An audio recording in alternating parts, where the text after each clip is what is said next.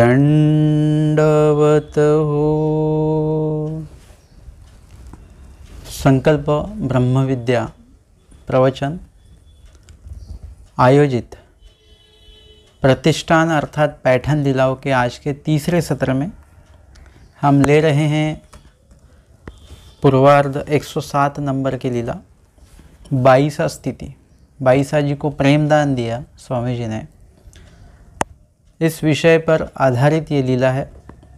मग एरी दिसी सवेड़े सीची हंसराजे सड़ा सम्मार्जन के ले, मतलब हमने देखा कल के सत्र में, दूसरे सत्र में हमने देखा कि स्वामी जी पैठन में रुके हुए हैं। बाईसा जी ने प्रार्थना की, स्वामी जी से विनती की है और उसके पश्चात स्वामी जी का अवस्थान मुक्काम पैठन में हुआ है।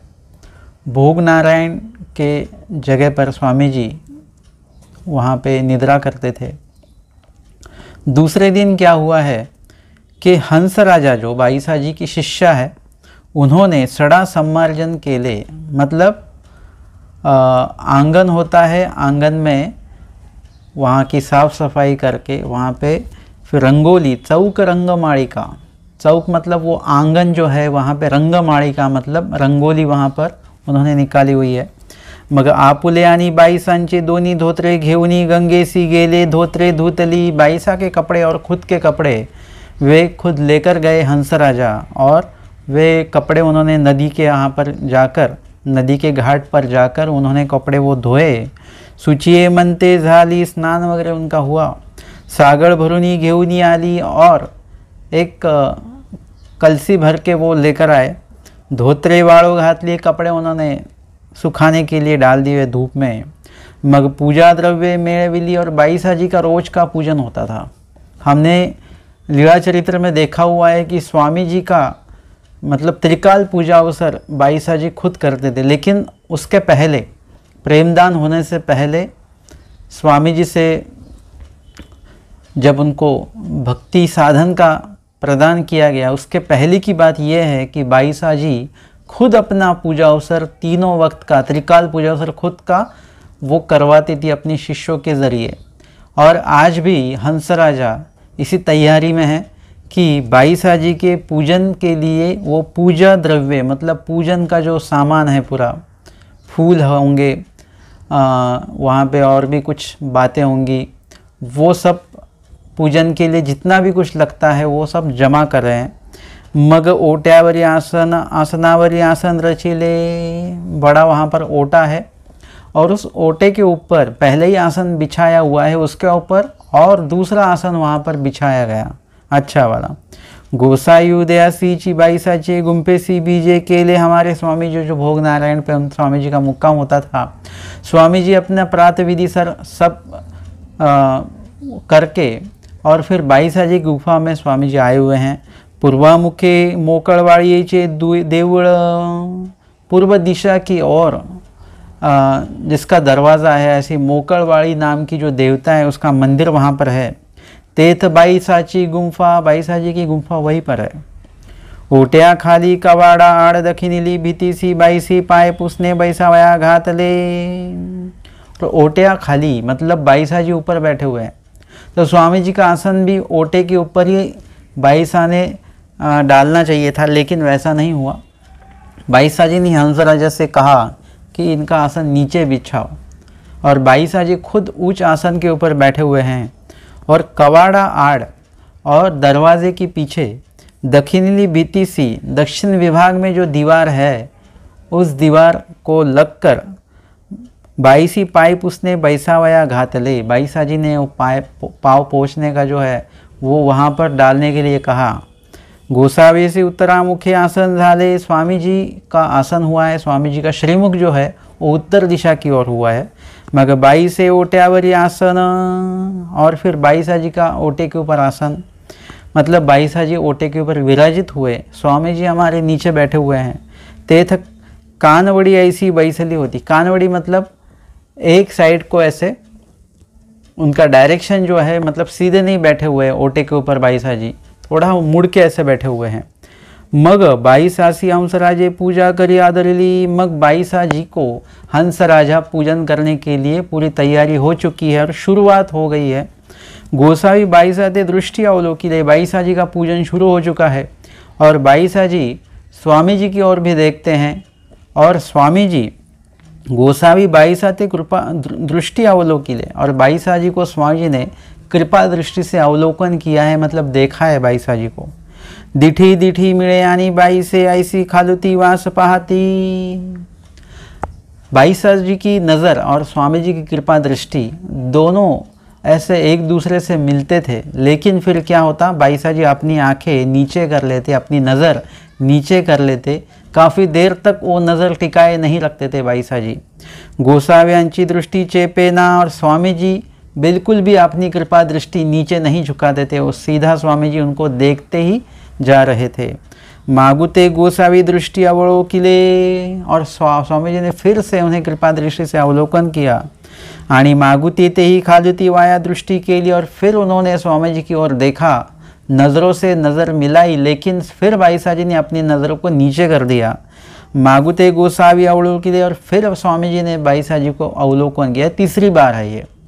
दोनों बार पहले बाईसा जी ने क्या किया, अपनी दृष्टि को, अपनी नज़र को उन्होंने नीचे कर दिया है, मतलब स्वामी जी को उन्होंने देखा नहीं, लेकिन स्वामी जी उन्हें देख रहे हैं। और तीसरी बार फिर स्वामी जी ने कृपा दृष्टि से फिर अवलोकन किया, आणि तेही वरुती दृष्टि के लिए, और बाईसा जी ने दृष्टि ऐसे ऊपर की है, अपनी नज़र अपनी स्वामी जी की कृपा दृष्टि से मिलाई है। आणि दृष्टि दृष्टि मीनली, बाईसा जी की दृष्टि और स्वामी जी की कृपा दृष्टि ये दोनों मिले। काफ़ी देर तक बाईसा जी ने स्वामी जी की कृपा दृष्टि में देखा। आणि दृष्टि सरिसे उत्तम प्रेम संचरिले, और दृष्टि सरिसे मतलब जैसे ही दृष्टि से दृष्टि मिली, उत्तम प्रेम मतलब उत्तम प्रकार जो साधन बताया गया है, ज्ञानापसी प्रेम उत्तम, ऐसा जो उत्तम साधन है, कौन सा उत्तम साधन कौन सा है, तो प्रेम भक्ति, ये उत्तम साधन है। ये उत्तम साधन संचरिले, बाईसा जी को स्वामी जी ने इस उत्तम साधन का, भक्ति साधन का, प्रेम साधन का संचार किया हुआ है। और इसी वक्त से बाईसा जी कैसे हो गए, अपने ही ऐश्वर्य में आसक्त होने वाले बाईसा जी अभी इस वक्त से स्वामी जी के भक्त हो चुके हैं। ऐसे वेज दिदले यानी वेज घेतले, वेज मतलब दृष्टि से दृष्टि मिलना। स्वामी जी ने अपनी कृपा दृष्टि उन्हें दी और उनसे कृपा दृष्टि ली, मतलब उनसे कणव ले ली है, और अपना उस कणव के बदले में स्वामी जी ने उन्हें प्रेम साधन, भक्ति साधन जो है वो उन्हें दे दिया है। आणि ऐसे आपण्या ते ओट्या खालू ते दड़करी श्री चरणावरी घातले, और जैसे ही जब तक वो आसक्त है वह, तब तक वह कहाँ पर है, अपने आसन के ऊपर, ऊंच आसन के ऊपर, ओटे के ऊपर बाईसा जी विराजित है। जब तक आसक्त है तब तक वो अपनी जगह पर है, लेकिन जब वो भक्त हुए तब उन्होंने क्या किया हुआ है, ओट्या खालूते दड़करी श्री चरणावरी घातले, ओटे के ऊपर जो बाईसा जी बैठे थे, जैसे ही भक्त बने बाईसा जी, अपने खुद को, अपने खुद के देह को उन्होंने क्या किया, ओट्या खालूते मतलब ओटे से नीचे उतर के स्वामी जी के सामने, श्री मूर्ति के सामने साष्टांग दंडवत उन्होंने डाल दिया है। और प्रायश्चित उनका शुरू हुआ, रोना उनका शुरू हुआ है, दुख उनका शुरू हुआ। पापिनी बाबा नेणेची चुकलिए बाबा, और फिर गिड़गिड़ाने लगे, रोने लगे। काफ़ी जो दोष उन्होंने किए हुए थे, उन दोष जो भी आज तक, अभी तक स्वामी जी से मुलाकात होने से अभी तक जो भी दोष उनके माध्यम से, उनके ज़रिए हुए, वो बाईसा जी को सब याद आने लगे। अभी हमने देखा हुआ है कि स्वामी जी देना चाहते हैं, लेकिन बाईसा जी जो है पहले 2 बार बाईसा जी ने लिया हुआ नहीं है। मतलब स्वामी जी साधन देना चाहते हैं, लेकिन जीव जो है लेता नहीं है। काफ़ी बार ऐसा होता है कि स्वामी जी हमें कुछ तो देना चाहते हैं, आपको लगता है कि हमें दुख बिल्कुल नहीं होना चाहिए, हमारी ऐसे एक मानसिकता बन चुकी है कि अभी हमने अगर उपदेश लिया हुआ है, जय श्री कृष्ण पंथ में हम लोग आ चुके हैं, हम नामधारी हो चुके हैं, या फिर हमने संन्यास लिया हुआ है, हम आश्रम में गए हुए हैं, हम अनुसरण लिया हुआ है हमने, तो इसका मतलब यह है कि हमें बिल्कुल भी तकलीफ़ नहीं होनी चाहिए, हमें बिल्कुल भी दुख नहीं होना चाहिए। ऐसी हमारी मेंटलिटी बन चुकी है। और कई लोग तो ऐसे होते हैं कि जो सिर्फ दुख दर्द संसार में ज़्यादा है और वो दुख दर्द कम हो इसीलिए कुछ लोग नाम लेते हैं, इसीलिए कुछ लोग उपदेश लेते हैं। उन्हें लगता है कि उपदेश लेने से सब दुख दर्द मिट जाएंगे, उसके बाद में एक भी दुख एक भी दर्द हमें नहीं आएगा। लेकिन ऐसा बिल्कुल कतई नहीं है। कभी कभी आपको स्वामी जी मतलब वो जो सिचुएशन आपको देते हैं जिसमें आपको संकट आ रहा है, आपको दुख हो रहा है, या फिर आपको कुछ आप बीमार पड़ते हो, जो भी कुछ ऐसा आता है माहौल, तो उसमें से भी स्वामी जी आपको कुछ देना चाहते हैं। अर्थात स्वामी जी तो ऐसा दुख दर्द कुछ देते ही नहीं है, क्योंकि ये सब दुख दर्द हमने कर्मों से जोड़े हुए हैं। हमने जो भी कुछ कर्म किया हुआ है उससे पाप और पाप पुण्य के ज़रिए सुख और दुख हमने जोड़े हुए हैं, जो हमको मिलने वाले हैं, जो हमको मिलते रहते हैं, जो हमने ही जोड़े हुए हैं। इसमें स्वामी जी का कोई भी रोल नहीं है। स्वामी जी का रोल है तो उस दुख और वो बीमारी से हमें दूर करना, हमें सुखी करना, यही स्वामी जी का रोल है। बाकी वो दुख दर्द आपको देना ये स्वामी जी का रोल बिल्कुल भी नहीं है। तो कभी कभी ऐसा होता है कि ऐसे जो कोई संकट आते हैं, जैसे वचनों में बताया गया है कि स्वामी जी ने जो साधन बताया वो दुख रूप साधन है। दुख रूप मतलब उसमें कष्ट है। आपको अगर वो आवड़ी नहीं होगी तो आपको उसमें ज़रूर दुख होगा, लेकिन स्वामी जी ने जो साधन बताया, आचरण बताया हुआ है, उसमें अगर आपको आवड़ी होगी तो आपको बिल्कुल भी मतलब देखा जाए तो आपको बिल्कुल भी उसमें मतलब कष्ट नहीं होंगे। आपको बहुत ही अच्छा लगेगा। जितना सहाय नहीं होगा उतना अच्छा लगेगा। मतलब उतने कष्ट होते हैं, जितना सहाय नहीं होगा उतने ज़्यादा कष्ट होंगे, और जितने ज़्यादा कष्ट होंगे उतना ही ज़्यादा आपके पाप रूप कर्मों का नाश होते रहेगा। आपके जो मोक्ष के मार्ग में जो आपके जो कर्म आड़े आ रहे हैं उन कर्मों का नाश होते रहेगा। जितने कष्ट आप लोगे आचरण में उतना ही आपके लिए वो अच्छा है। लेकिन हमें लगता है कि नहीं, जितना दुख दर्द कम हो उतना ही अच्छा है, लेकिन ऐसा नहीं है। सेवा दास्य में, आचरण में, नित्य विधि में, निमित्त विधि में आपको ज़्यादा से ज़्यादा कष्ट होने चाहिए। जैसे आपको वज़न कम करना होगा तो जितना पसीना आएगा, जितना आप एक्सरसाइज करोगे, जितना आप थकोगे, उतना ही आपका वेट जो है वो जल्दी कम होने वाला है। ये ध्यान रखिए। यही जो सिद्धांत है आपको यहाँ पर भी लगाना है। जितना कष्ट आप लोगे उतने ज़्यादा आपके अड़थले रूप कर्म जो है, अयोग्यता अनधिकार रूप जो कर्म है आपने जोड़े हुए, खंती है, वो ज़्यादा से ज़्यादा जल्दी उसका क्षालन होने वाला है, उसका नाश होने वाला है।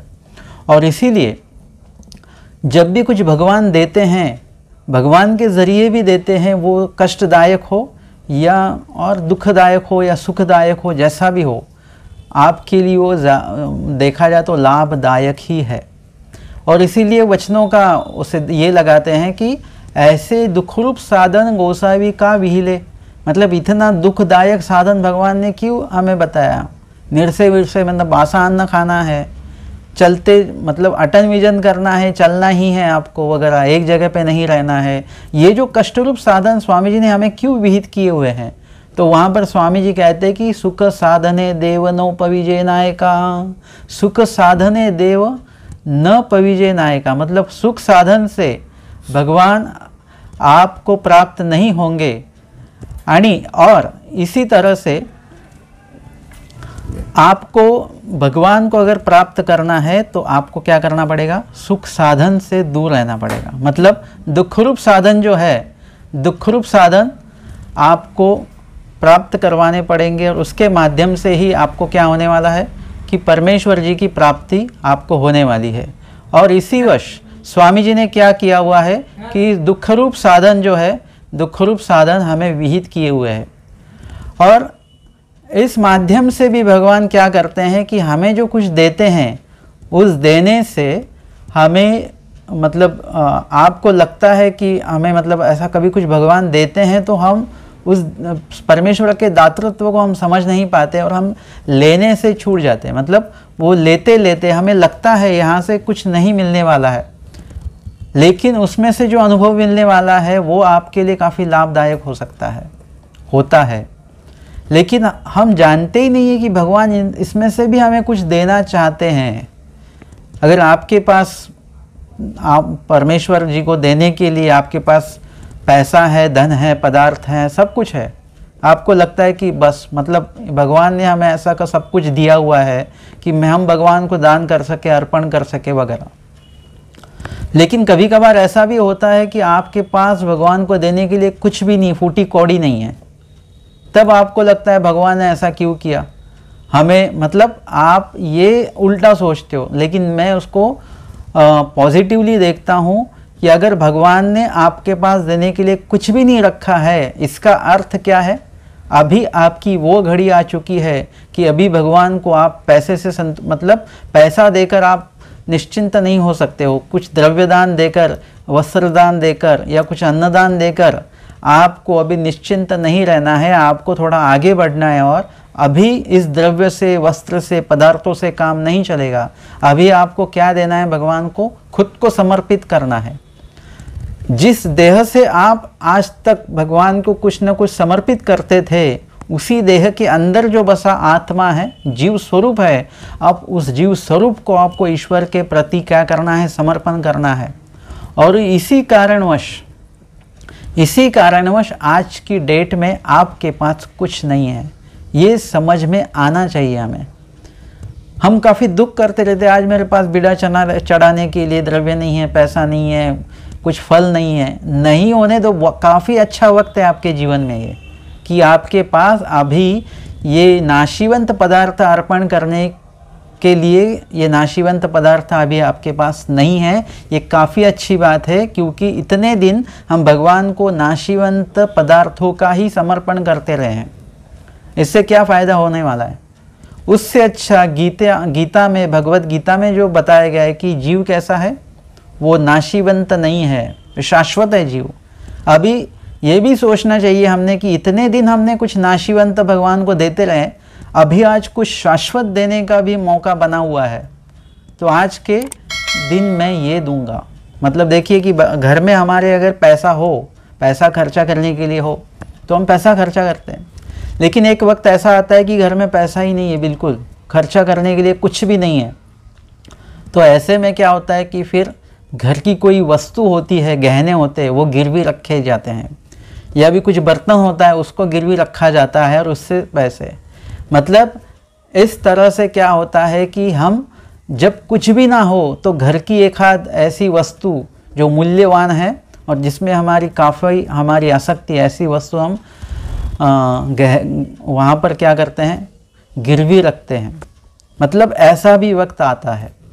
वैसे ही आपके पास देने के लिए भी भगवान के लिए कुछ भी नहीं है, तो आप फिर अपना जीव स्वरूप जो है वो आप भगवान को दे सकते। ये मौका स्वामी जी ने ही हमें, हम अगर जीव स्वरूप अपना समर्पित करना चाहे, इसीलिए स्वामी जी ने ही क्या किया हुआ है, ऐसा मौका बनाया हुआ है कि हम अपना ये जीव स्वरूप, हम अपना जीवन स्वामी जी को समर्पित कर सकें। और इसी तरह से स्वामी जी हमें कुछ न कुछ, किसी न किसी माध्यम से देना चाहते, लेकिन हम जो अभागी है, हम वो जान नहीं सकते हैं। हम जानते जानते क्या करते हैं, वहाँ पे हमारी मति, हमारा ज्ञान कम पड़ जाता है, हमारी समझ वहाँ पर रुक जाती है, और इसके कारण भगवान हमें कुछ देना चाहते हैं। इस ये जो कुछ ज्ञान है, ये ज्ञान से हम वंचित रह जाते हैं और हमें समझ में ही नहीं आता कि स्वामी जी हमें कुछ देना चाह रहे हैं। पहले 2 बार ऐसा ही हुआ है कि बाई साहब जी को समझ में ही नहीं आया कि स्वामी जी हमें क्यों देख रहे हैं। बाई साहब जी को ये समझ में आना चाहिए था, लेकिन उनके समझ में ये नहीं आया, और इसके कारण पहले 2 बार जो स्वामी जी ने उन्हें कृपा दृष्टि से देखा हुआ है, तो कृपा दृष्टि से उन्हें जो देखा हुआ है, तो बाई साहब जी को समझ में नहीं आया, और उसके कारण क्या हुआ है कि दोनों बार स्वामी जी का कृपा दृष्टि अवलोकन वो व्यर्थ गया है। और जब तीसरी बार जो मौका बना स्वामी जी ने कृपा दृष्टि से अवलोकन स्वामी बाईसा जी को किया हुआ है, और उसके बाद में जो दातृत्व उन्हें मिला वो दातृत्व उन्हें ऊपर से नीचे लेके आया है। मतलब वो ऊपर थे, मतलब अधोगति पे थे। ऊपर होना मतलब अभी ये ज्ञान के माध्यम से देखोगे आप, तो अब जितने ऊपर होगे, पैसों से आप काफ़ी रईस हो, आपके पास काफ़ी संपत्ति है, आपके पास काफ़ी नौकर चाकर है, गाड़ियाँ है वगैरह, मतलब आपकी लेवल ऊपर है। लेकिन कर्मराटी के माध्यम से देखा जाए तो आप सचमुच उच्च पद पर हो, मतलब आप अच्छे पोस्ट पर हो। लेकिन ब्रह्म विद्या के माध्यम से देखा जाए तो आप अध पोस्ट पे हो। आपको क्या करना पड़ेगा? ऊर्ध्व पोस्ट पे आना पड़ेगा, मतलब ईश्वर की तरफ आपको आना पड़ेगा, तो वहाँ से नीचे उतरना पड़ेगा। जव जव ईश्वरी जड़े तव तो प्रपंच उजड़े, मतलब प्रपंच को छोड़ना पड़ेगा आपको, आपके पद को आपको छोड़ना पड़ेगा। जब आप समर्पित होते हो तब आप कौन हो ये बातें कुछ मायने नहीं रखती है। आप क्या होना चाहते हो ये ज़्यादा महत्वरूप है। इसीलिए माहिम भट्ट जी कर्मराटी के उच्च पद पर थे, लेकिन वो अध पद था वो। लेकिन जैसे ही वो नीचे आए, मतलब डोमेग्राम में प्रथम भेंट में वो विनम्र हो गए, क्या बोलना है क्या नहीं कुछ भी नहीं सूझ रहा है। लेकिन स्वामी जी के चर्चा मंथन के बाद में ऐसा मौका, मतलब ऐसा कुछ समय वक्त आ गया कि उनके पास बोलने के लिए भी कुछ नहीं था। मतलब सभी का सभी, उन्होंने जो भी कमाया था आज के मतलब अभी तक, वो सब अध था, और वो सब अध ऊर्ध्व के सामने, मतलब स्वामी जी के सामने वो सब कुछ खत्म हो गया। अब उनके पास बोलने के लिए एक शब्द भी नहीं है, और इस वक्त वो चुप बैठे हुए हैं, और स्वामी जी ने उन्हें पूर्वी प्रकरण का निरूपण किया हुआ है। मतलब भगवान जब हमें देना चाहते हैं तब हमें वो लेने के लिए भी हमारी जो कुछ योग्यता है वो भी होनी चाहिए, हम लेने की भी लायक होने चाहिए। हमें लगता है कि अभी भगवान आएंगे, अभी इस वक्त हम अपने घर का दरवाज़ा खोलेंगे, स्वामी जी सामने खड़े होंगे। उस वक्त स्वामी जी आपसे क्या चाहेंगे और आप स्वामी जी को क्या देना चाहेंगे, मतलब आपको ये सूझबूझ उस वक्त होनी चाहिए। स्वामी जी कहेंगे आपको चलिए हम आपको लेने आए हैं, आप कहेंगे नहीं अभी बच्चों को कुछ टिफ़िन बना के देना है, घर का कुछ काम है, ये है वो है, घर वालों को बताना पड़ेगा। ये सब आप बातें करते रहेंगे तो नील भट्ट जी जैसा त्याग आपको नहीं होगा। मतलब स्वामी जी कुछ देना चाहेंगे तो वो लेने की भी हमारी, मतलब क्या बोलते हैं ना, क्षमता होनी चाहिए, हमारी कैपेसिटी होनी चाहिए, और उस आचरण के प्रति हमें अपना समर्पण करने आना चाहिए। बाईसा जी को पहले 2 बार नहीं जमा है, लेकिन तीसरी बार वो प्रेमदान हुआ, और जैसे ही प्रेमदान हुआ बाईसा जी भक्त बने। वैसे ही क्या हुआ कि बाईसा जो उच्च पद पर थे, अध पद पर, वो नीचे आ गए। यहाँ पर नीचे आना मतलब ज्ञान होने के बाद में आप जो डाउन टू अर्थ आते हो उसे ऊर्ध्व होना कहते हैं, अध होना नहीं कहते। आप आते तो नीचे हो, डाउन टू अर्थ आते हो, लेकिन उसे नीचे आना नहीं कहते, उसे ऊर्ध्व होना कहते हैं। और वो ऊर्ध्व होना बाईसा जी के जीवन में, ये पैठन में ये मौका बना हुआ है, और बाईसा जी जो है स्वामी जी के भक्त बन चुके हैं। और जैसे ही वो भक्त बने, जैसे ही आपको ज्ञान होता है, मैंने कई बार कहा हुआ है कि ब्रह्म विद्या ज्ञान ऐसा ज्ञान है जिससे आप ज्योतिष बन जाते। ज्योतिष मतलब खुद के लिए ज्योतिष, हाँ, ज्योतिष मतलब कैसे? दूसरों का भविष्य बताने के लिए नहीं, हमारा खुद का भूत भविष्य और वर्तमान, पास्ट प्रेजेंट और सब कुछ हमारे जीवन में हमने आज तक क्या किया हुआ है, क्या कर रहे हैं, और आगे हमारा क्या होने वाला है, ये सब जिसमें जाना जाता है, ये है ब्रह्म विद्या। ब्रह्म विद्या से सिर्फ मोक्ष नहीं मिलता है, मोक्ष के साथ साथ आपको क्या गुणदायक करना ये भी समझ में आता है। आपने क्या दोष किए हुए हैं, आप किस प्रकार के दोष आगे जाकर कर सकते हो, और उसका क्या फल आपको मिलेगा, ये आपको ब्रह्म विद्या के माध्यम से पता चलता है। बाईसा जी को जैसे ही ये स्वामी जी से ये साधन प्राप्त हुआ, वैसे ही बाईसा जी को अपने किए दोषों पर बाईसा जी को एहसास हुआ, मैंने क्या क्या दोष स्वामी जी के प्रति किए हुए हैं, और उसी सभी दोषों का प्रायश्चित करते हुए बाईसा जी स्वामी जी के सामने साष्टांग दंडवत डाले हुए बाईसा जी रो रहे हैं, दुख कर रहे हैं, प्रायश्चित उनका हो रहा है। अनुताप पुरश्चरण, क्रिय से अनुताप पुरश्चरण, मतलब अनुताप उनका हो रहा है। और ये सभी बातें बाईसा जी की ऊर्ध्व गति का ये मिसाल है कि जब आप भगवान के साधक हो जाते हो तो क्या होता है कि आप में ये बदलाव आ जाता है। आप विनम्र हो जाते हो, आप प्रायश्चित करते हो, आप पूरा का पूरा मतलब जो आपके अंतःकरण को आप शुद्ध और पवित्र करने के राह पर आप चलने लगते हो। और इस तरह से बाईसा जी स्वामी जी के सामने प्रायश्चित कर रहे हैं। और कैसी तरह प्रायश्चित कर रहे हैं? पापिनी बाबा, पापिणी बाबा, नेणीची चुकलिए बाबा, चांडाली बाबा, मतलब मैं पापिनी हूँ, मैं आपको जान नहीं पाई, आपके कर्तृत्व को जान नहीं पाई, आपके स्वरूप को जान नहीं पाई, मैं खुद ही को अपना सब कुछ मतलब बड़प्पन देते रही, और आपसे मैंने इतना दोष करवा, मतलब आपके जो अपमान में मैंने आपको बैठने के लिए क्या दिया हुआ है, उसके बाद में भोजन के लिए आपको मैंने क्या दिया हुआ है, मतलब ये कुछ भी सेवा मैं तो कर नहीं पाई, उल्टा आपका मैंने अपमान ही अपमान किया हुआ है। इस प्रकार बोल बोल कर बाईसा जी प्रायश्चित कर रहे हैं। प्रायश्चित किसे कहते हैं? प्रायश्चित मतलब कोई कुछ तो पढ़ रहा है और उनके पीछे हम वो शब्द फॉलो करते हैं, बोलते जाते, रोते जाते हैं। उससे भी ज़्यादा अच्छा प्रायश्चित कौन सा होता है?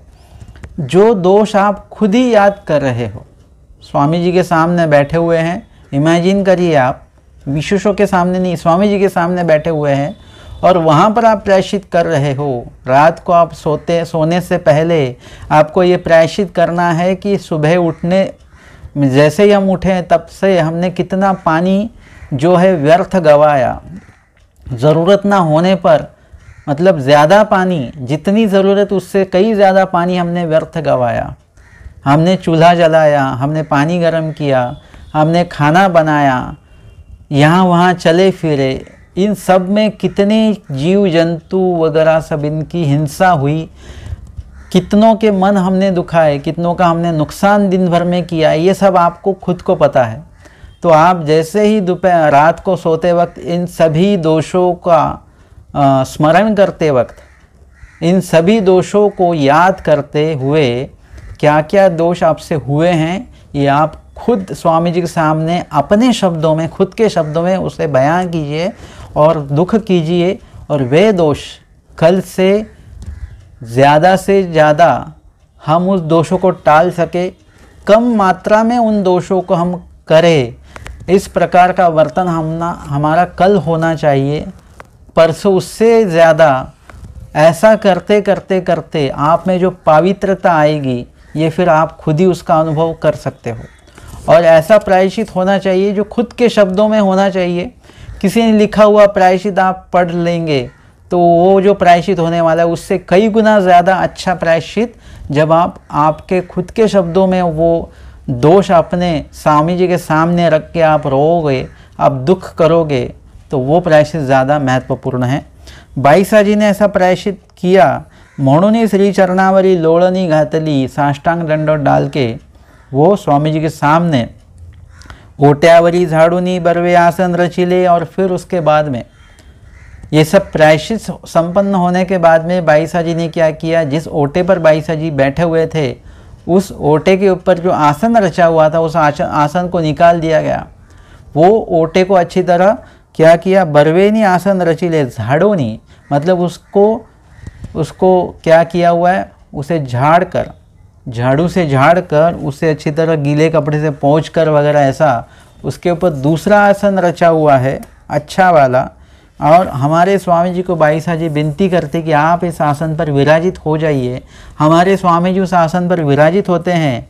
श्री चरण प्रक्षालन जाले, बाईसा जी ने सबसे पहली बार स्वामी जी के श्री चरणों का प्रक्षालन किया है। श्री चरणोदक घेतले, और जो श्री चरण प्रसादन के बाद में जो श्री चरणोदक वहाँ पर प्राप्त हुआ, उस श्री चरणोदक को उन्होंने अपने अंदर ले लिया है।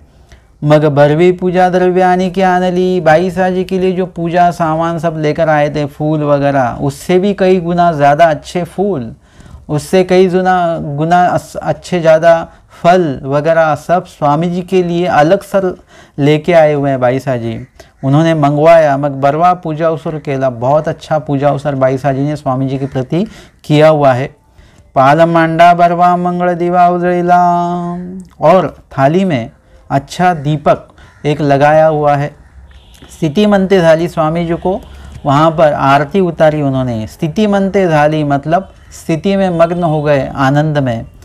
आठे सात्विक प्रगटिले, 8 प्रकार के सात्विक कार्य बाईसाजी में उस वक्त प्रकट हुए, जो कि हर पूजा अवसर में, तीनों ही पूजा अवसर में त्रिकाल बाईसाजी को 8 सात्विक प्रगटति सूत्रपाठ में जो पूजा अवसर दिया गया हुआ है, इस पूजा अवसर में ये आया हुआ है कि 8 सात्विक प्रगटति, स्तंभ स्वेद रोमांच स्वरभंग वैफतु वैवर्ण अश्रु और प्रलय। स्तंभ मतलब बाईसाजी खंबे जैसे एकदम खड़े रह जाते, बिल्कुल भी हिलते नहीं थे। स्तंभ स्वेद मतलब पसीना आता, पसीने की बूंदे बूंदे आने लगती। रोमांच, शरीर के ऊपर रोमांच खड़े हो जाते। स्तंभ स्वेद रोमांच। स्वरभंग मतलब बाईसाजी जयतु मंगला परमंगला परम मंगल रूपा, ऐसे मंत्र बाईसाजी, ऐसी बिनती, ऐसी प्रार्थना बाईसाजी बोलते थे। तो स्वरभंग मतलब बोलते वक्त बोलते उनके आवाज़ में बदलाव आ जाता, मतलब थोड़े रोने जैसा आवाज़ आता। तो जो अभी जैसा आवाज़ आ रहा है, तो वो आवाज़ में अगर बाईसाजी प्रार्थना बोलते बोलते अगर थोड़े से अगर रो देते हैं, तो उनके आवाज़ में कैसे बदलाव आएगा, उसे कहते स्वरभंग। वैपतु मतलब शरीर जो है वो कांपना ऐसे। वैपतु वैवर्ण मतलब शरीर का जो रंग है, बाईसाजी समझो गोरे रंग के होंगे, तो स्वर वैवर्ण मतलब रंग बदलना, मतलब शरीर लाल होना एकदम ऐसा, स्वर वैवर्ण। स्तंभ स्वेद रोमांच स्वरभंग वैपतु वैवर्ण। अश्रु, बाईसाजी के नेत्रों से अश्रु आने लगते। और प्रलय मतलब फिर ये सभी कार्य थोड़ी थोड़ी मात्रा में, मतलब इसका जो प्रमाण है, इसका जो प्रभाव है, वो प्रभाव कम होकर आखिरी में प्रलय मतलब ये थोड़ा थोड़ा कम कम होते रहता, लेकिन इसका असर थोड़ी मात्रा में, मतलब पूजा अवसर समय में अगर 100% अगर ये पूरा असर होगा, प्रभाव होगा इस कार्यों का, तो प्रलय इसमें 2% या 3%, 5% इसमें उसका प्रभाव होगा। मतलब थोड़े थोड़े अश्रु आते रहेंगे, थोड़ा थोड़ा शरीर कांपने का उनका वो जो है, पहले बहुत ज़्यादा मात्रा में शरीर कांप रहा था, अभी थोड़ी कम मात्रा में वो शरीर कांप रहा है। इस तरह से बाईसाजी को 8 प्रकार के सात्विक कार्यों का प्रकटन यहाँ पे होता था। और पाल मांडे खाली ठेवनी 5 दंडवते घातली, जैसे ही हाथ थरथराने लगे तो उन्होंने अपने हाथों में जो पाल मांडा मतलब जो थाली थी आरती, जिसमें दीप जिसमें रखा हुआ है, जिस थाली में रखा हुआ उसे पाल मांडा कहते हैं, थाली को पाल मांडा कहते हैं। वो पाल मांडा मतलब वो आरती की थाल उन्होंने नीचे रख दी। 5 दंडवते घातली, 5 दंडवत स्वामी जी को उन्होंने डाले हुए हैं। मग 22 उत्तम तांदूळ वेळीले, सोजीची पोळी केली। और बाईसाजी ने उत्तम प्रकार के जो चावल थे, वो चावल स्वामी जी के लिए उन्होंने बनाए हुए हैं। चपाती बनाई है, ऐसा चौखटू उपहार निफुल, और भी कुछ पदार्थ उन्होंने बनाए होंगे। और अच्छा, चौखटू मतलब अच्छा, उपहार निफजविला, उपहार निफजविला मतलब बनाया, तैयार किया। मग गोसाव्यांसी पालमंडा अरुगणा दिदली, दूसरे थाल में स्वामी जी को उन्होंने भोजन को परोसा है और स्वामी जी के सामने रखा हुआ है। मग 22 गोसावेसी गुड़ा कुरु घातला, मग गोसाव्यांसी बिड़ा ओळगविला। भोजन होने के पश्चात बाईसाजी ने स्वामी जी को क्या किया हुआ है, बिड़ा दिया हुआ है। मग तेथुनी 22 गोसाव्यांचे सेवेसी प्रवर्तिली, और वहाँ से मतलब यहीं से बाईसाजी स्वामी जी के सेवा में समर्पित हो चुके हैं। यहाँ से जो उनका सेवा करने का जो योगदान शुरू हो चुका है वो आखिरी तलक, मतलब उन्होंने जो स्वामी जी के विरह में अपने आप को नदी में समर्पित किया है, वहाँ तक, यहाँ से वहाँ तक उन्होंने कभी भी स्वामी जी की सेवा से वो परे नहीं रहे। वो 24 घंटे जितने भी थे, 24 घंटे उन्होंने स्वामी जी की सेवा में ही वो लगे रहे। रात को सोते, मतलब स्वामी जी के उपानों वगैरह वो सब लेकर अपने तकिए के बाजू में वो रख कर ही वो सोते थे, और सुबह जैसे ही उठना, मतलब स्वामी जी उठ जाते थे और स्वामी जी इशारा करते, वैसे ही बाई साहब जी भी उठ जाते और फिर सेवा में लगे। मतलब सोने तक जो सेवा है, तो उठते ही फिर सेवा में वो अपना योगदान उनका दे रहे हैं। मतलब इतना समर्पण बाई साहब जी का जो है, इस प्रेम दान से लेकर नदी में अपने खुद को समर्पित करने तक बाई साहब जी की ये सेवा कभी भी खंडित नहीं हुई, कभी भी रुकी नहीं। ना बाई साहब को कभी स्वामी जी की सेवा के प्रति अनावड़ी, उनमें अनावड़ी की कहीं झलक हमें दिखी, ऐसा कभी भी हमें महसूस नहीं हुआ। इतनी आवड़ी बाई साहब जी की आखिरी तलक थी। और प्रतिदिन ही बाई से तीन पूजा अवसर केली। प्रतिदिन बाई साहब जी स्वामी जी के प्रति तीनों पूजा अवसर करते थे। ऐसी गोसाव्यांची सेवा करी थी। गोसाव्यांचा उच्छिष्ट प्रसाद घेती, स्वामी जी की सेवा वो करते, स्वामी जी का उच्छिष्ट प्रसाद वो लेते। बाई से सोरठी जाड़ी, सोरठी मतलब सौराष्ट्र से जो आई हुई है, गुजरात से जो आई हुई जाड़ी मतलब सतरंजी मतलब चद्दर, भोग नारायणा नेती वो खुद लेकर जाते थे और वहाँ पर वो बिछाते थे। जाड़ी शयनासन रचिती, शयन आसन मतलब सोने का जो आसन है, इसे बिस्तर कहते हैं, वो बाई साहब वहाँ पर वो खुद बनाते थे स्वामी जी के लिए। गोसावी तेत पहुड़ स्वीकरिती, और बाई साहब जी जो आसन बिछाते थे वहाँ पर स्वामी जी पहुड़ स्वीकार करते थे। इस प्रकार से बाई साहब जी ने अपने इस जीवन समर्पण में स्वामी जी की भक्त होकर वे स्वामी जी की सेवा जो अखंडित रूप से करते रहे, और वो भी आवड़ी पूर्वक करते रहे। तो आज के इस पैठन प्रतिष्ठान अर्थात पैठन लीलाओं के तीसरे सत्र में हमने पूर्वार्ध 107 नंबर की लीला ली, 22 स्थिति। दंडवत हो।